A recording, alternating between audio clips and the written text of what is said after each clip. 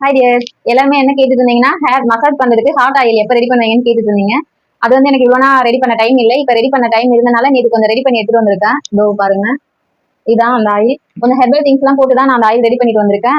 அந்த ஆயில் வந்து எப்படி யூஸ் பண்றதுன்னு எல்லாம் கேட்டுட்டு இருந்தீங்க. அந்த ஆயில் வந்து கொஞ்சம் பவுல்ல எடுத்துக்கோங்க. அதாவது ஹேரை பொறுத்து, ஹேருக்கு தகுந்த மாதிரி நீங்க ஆயில் எடுத்துக்கிட்டு காட்டன்ல வந்து டிப் பண்ணிக்கோங்க. டிப் பண்ணிட்டு அதுக்கப்புறம் வந்து ஸ்கால்ப்ல வந்து படுற மாதிரி லேயரா எடுத்து எடுத்து அப்ளை பண்ணிக்கோங்க.